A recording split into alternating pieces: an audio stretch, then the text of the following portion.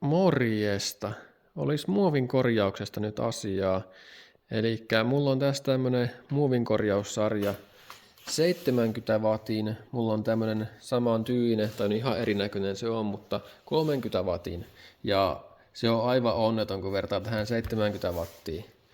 Eli mä oon Suomesta ostanut semmoisen 30 wattia, sillä ei kyllä oikein saa mitään aikaiseksi, tai se on tosi hidas, mutta tämä 70 wattia on ihan älyttömän hyvä.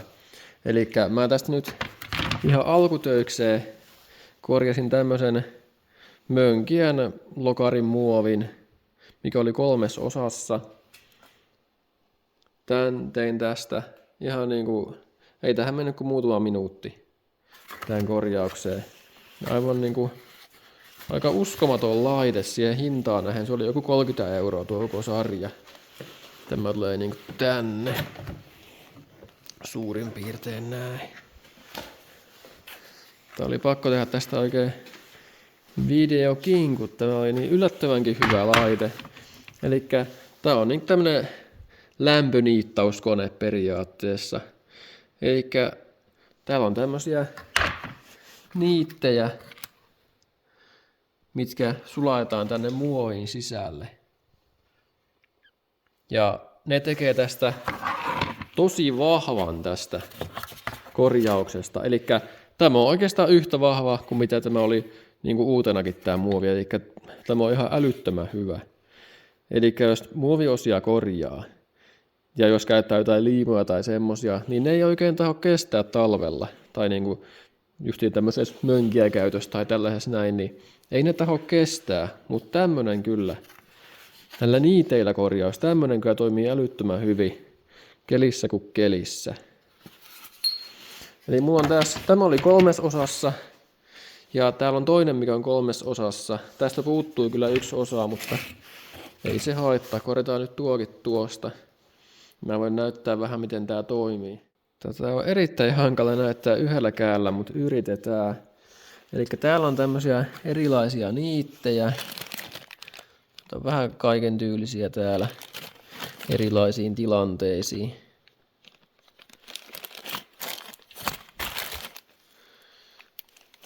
Mutta mä tykkään käyttää tämmösiä justiin tommosia halkeamakohtia. Niin tällaisia näin. Nämä toimii erittäin hyvin. Eli veitään tuohon keskelle vaan se halkeama ja paetaan tosta sinne niin tämmönen pitää ihan älyttömän hyvin. Eli laitetaan tämä nyt tänne. Eli se vaan paetaan tänne.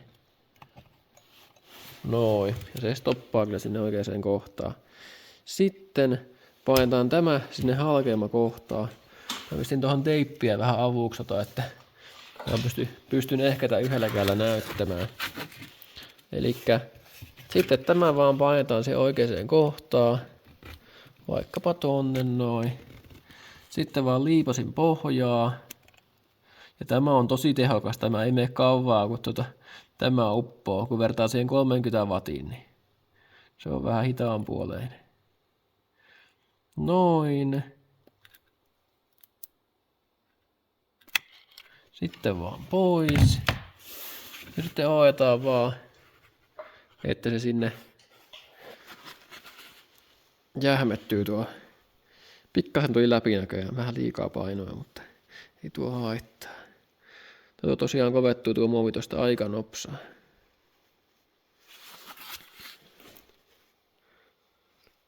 Mutta tosiaan näin helppo. Tuo on vähän vaan hankalaa näyttää yhdellä kädellä, mutta aika niinku hyvän näköinen tästä tulee, kun näin tekee.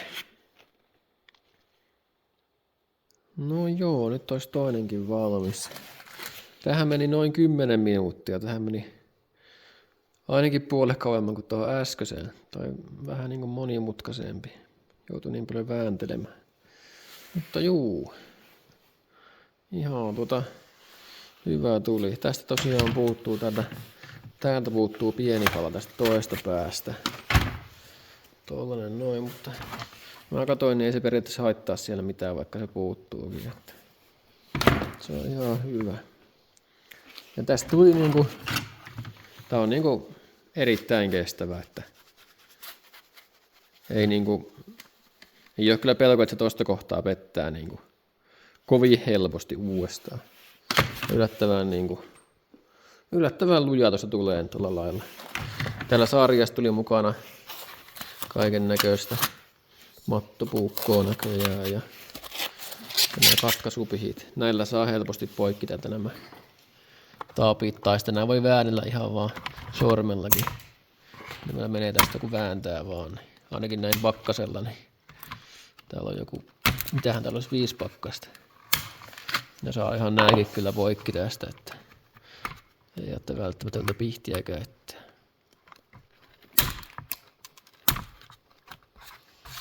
Noin vaan.